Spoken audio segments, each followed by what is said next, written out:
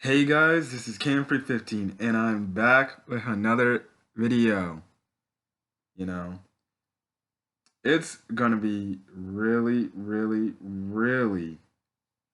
man.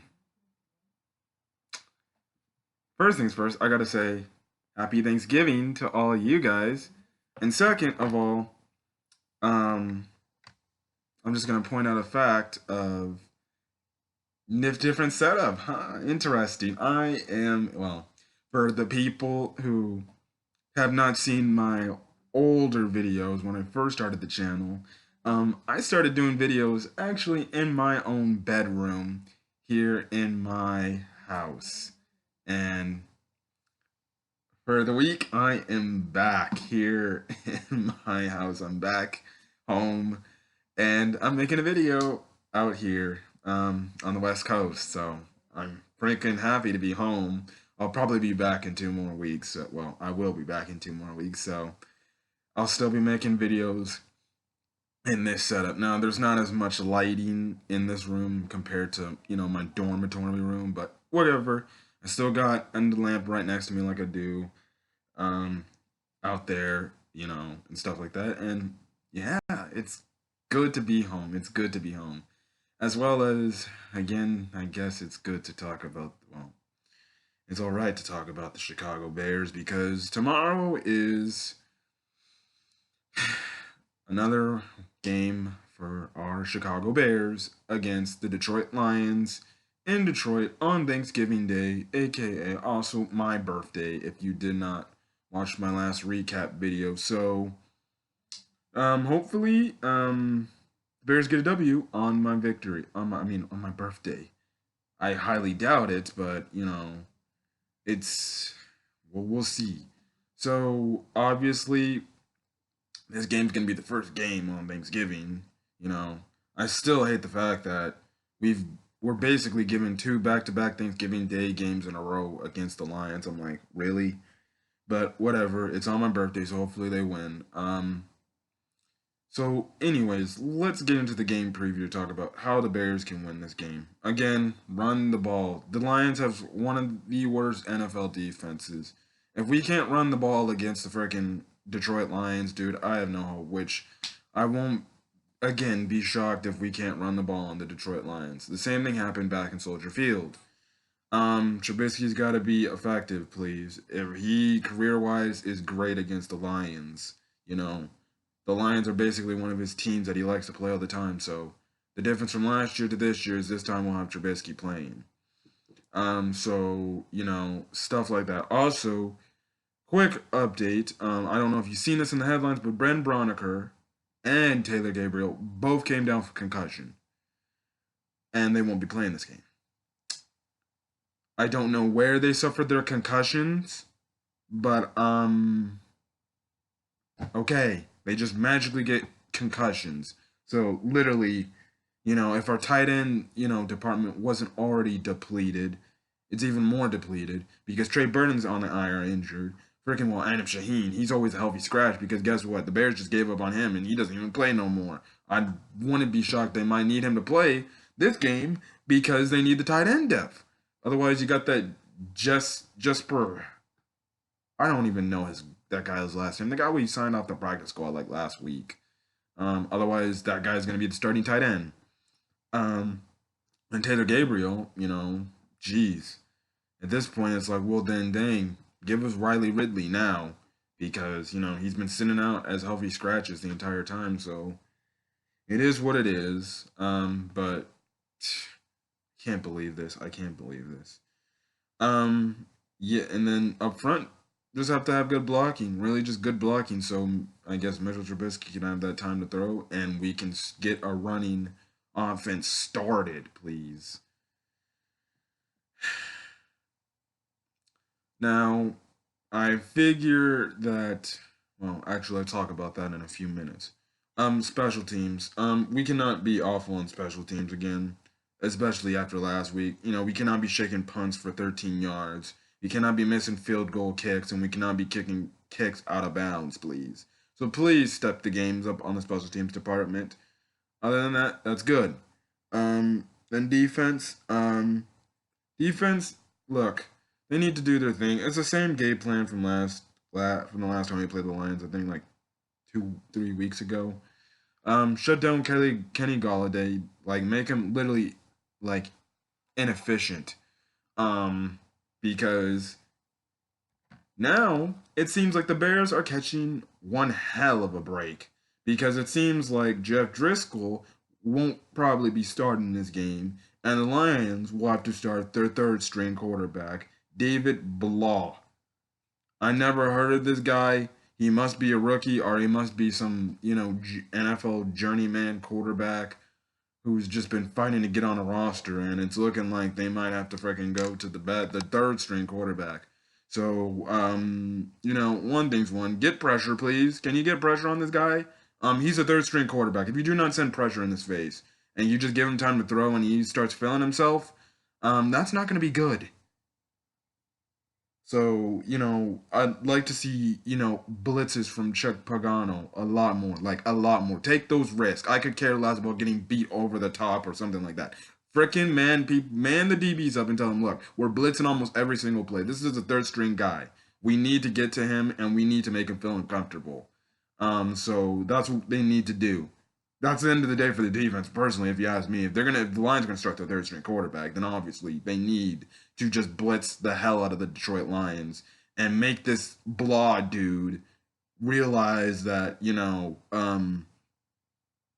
not ready for the NFL. And it shows why he's a third string quarterback. And that's really it. Now, on paper, the Bears should blow out the Lions easily. Easily. But the last 2 weeks, we haven't been doing that, haven't we? The Ravens beat down the Rams. Or like 2 weeks ago, we played the Rams. But the Ravens on Monday night this past Monday, beat the hell out of them. That just took the air on myself. I'm like, really? The Baltimore Ravens not only beat the Rams, they blew out the Rams in their home field. Bears could did the exact same thing, which goes to show the Rams ain't nothing special. And the fact that the Rams were actually down, Robert Woods and Brandon Cooks in that game against the Bears, but, against the Ravens, they still literally were inefficient and did nothing. Nothing. There was a point when I was flying home on the plane watching the Monday Night Football game, and I think the Ravens went up scored I think the fifth touchdown. That's when I turned the game off and switched to like movies or something on the plane because I was like, this game's over. And it made me discuss it as a Bears fan. It's like, the Ravens just came in their building and beat the hell out of them. The Bears could only muster up 7 points against this team. Which goes to show, the Rams weren't that good this year, huh? But but at the same time, it goes to show that the Bears weren't that good either.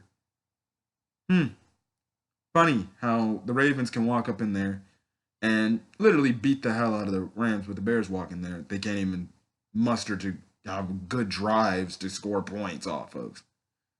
And then last week, if anything, yes, it was a win, but like almost any Bears reactor on it, and almost any Bears recap person who made a podcast or recapped, the game last week against the Giants, even the media, they're like, well, they won, but I still don't feel good about this one because if it took him, they only beat the Giants by like 5 points, and they could have lost that game too. Which goes to show that they're a bad team. I think the Bears have not even had one blowout win against even against a terrible team. And you can say, but the Redskins game was whatever. That game was almost got close too at the end because the defense likes to let up at the last second. But this is the one thing that, shows that this team is bad. They fail to blow out these teams that are like literally nothing to them. The Giants last week are a team that's literally a bottom feeding team. And they can't let the Giants stay in the game. And this is the thing. It's because the offense plays by quarters. This is how it goes. The first quarter, the offense is dead. Like completely dead. There's no spark. They don't wake up. And it carries into the second quarter until the 2-minute warning. And all of a sudden, Mitch and the entire offense get like this 2-minute warning fire offense. And they can go down the field and go score a touchdown. That's what happened last week.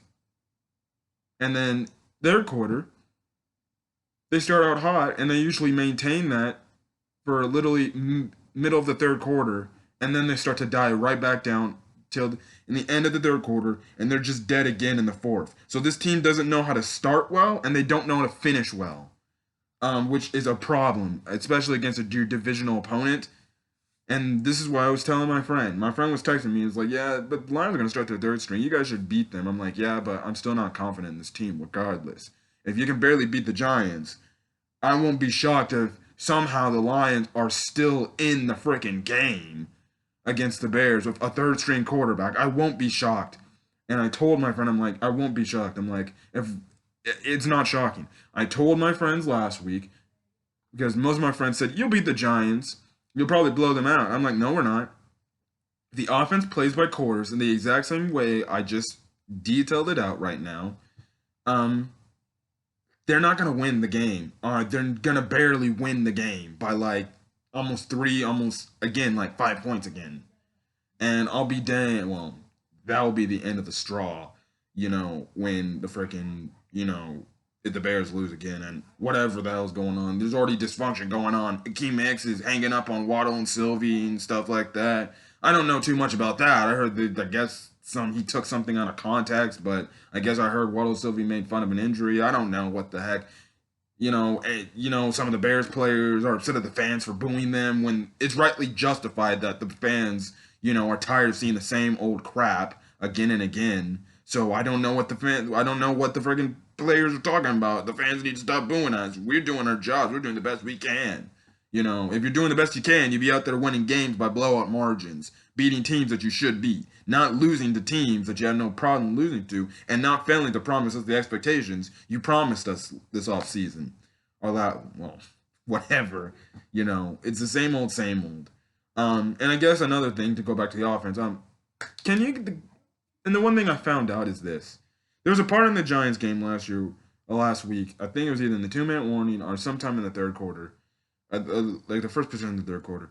I feel like the Bears' offense moves better when there's tempo going on. When the offense is moving and it's a no huddle offense, I feel like the ball moves. And I think Mitchell Trubisky in his own press conference answer a question. Yeah, I like moving the ball. Yeah, I like getting no huddle offense, moving the ball with tempo and stuff like that. And I'm like, I'm like, if you like that, why don't you tell your dumb coach to keep the offense freaking, no huddle? But at the same time, it's the head coach's decision. It's your play caller decision, which is Matt Nagy. And the fact that Matt Nagy still fails to understand his quarterback and what he likes and what he doesn't like, is idiotic. If you know Mitchell Trubisky is an up-tempo quarterback that likes to get the no-huddle offense going on, why don't you cater that offense to him? You should run the no-huddle offense almost all the time. And so what if your freaking offensive linemen get tired out? So what? If it works, it works. I feels like the offense moves faster, and it moves at the snap of your finger just like this if they're in the no-huddle offense, an up-tempo offense.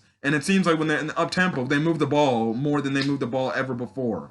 So, maybe you should start the game off up-tempo to get that kickstart, because in every game, you guys fail to get kick-started. In almost every game, it starts off really boring and really slow and stuff like that. But, it's the Bears. What can you expect? They're pathetic, if you ask me, this season. There's a bunch of dysfunction. I'm hearing reports that, Ryan Pace told Matt Nagy to start, which I said that's probably the thing. That's the only reason why Trubisky's starting. Otherwise, Chase Daniels would be starting right now, closing out the season, because Nagy doesn't want to play him no more. Anyways, the Bears should win this game. They should win this game in a blowout.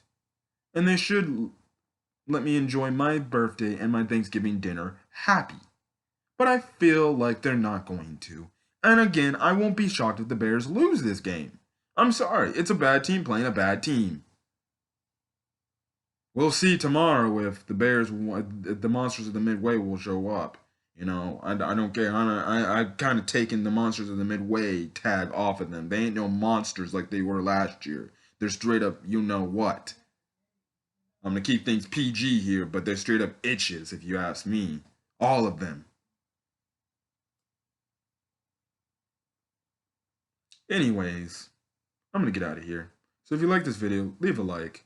there's a comment you want to put down as, you know, a things without the Bears can win this upcoming game, put the comment down. Also, hit that subscribe button if you want more content from me, whether it's Chicago Bears or movie reviews or TV reviews, yada yada yada. Um, so yeah. And also, see, see, this is the thing. I don't know when I'll make my recap video. Of course, I usually make my recap videos after the game. It's going to depend if, because I'm actually going somewhere for Thanksgiving tomorrow, so I won't have, say, you know, the assets like a lamp right next to me to get good lighting at least in the room in my when I'm making the video and stuff like that. And I also don't want to get interrupted because, you know, I don't want to say do my video at the other place and then someone comes in and interrupts my video and I have to, like, you know, pause it and edit it out and stuff like that. So, you know, if the game is over and you don't see literally, you know, a video like at least 10 to 15 minutes after the game is over, um or uploaded to YouTube, you know, after the game's over, that's probably means that I am, you know, over with family and stuff, of course, like that. And you know, it you, you know, I won't be available at the time, but I will probably make the video the following night. I'll probably make the video the moment I get back home and I'm able to talk about it as much as I can remember, but I should remember because the Bears playing, it's not hard to remember things. But if I'm not there yet, expect me to make a video like right after the game starts and stuff like that. And then I'll upload it to YouTube and then you guys can check it out. And then, you know, enjoy your Thanksgiving day because I know I have a big Thanksgiving day because not only it's Thanksgiving day for me, it's also my birthday tomorrow. So yeah, now if you want to wish me happy birthdays in the comments, go ahead. I'd probably prefer it tomorrow, but regardless, it is what it is. You know, it is what it is. All happy birthdays are much appreciated from you guys, but it is what it is. Other than that, you know, I'm gonna get out of here and I'll see you guys tomorrow on a Thanksgiving slash happy birthday or slash birthday special for Chicago Bears game recap. Man, I can see it right now. The Bears losing to David Blah. And me coming in here ranting again.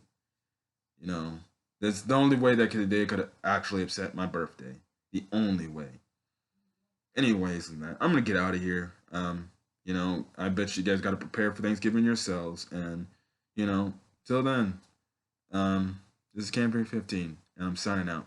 You guys have a great night, and as well have a great Thanksgiving.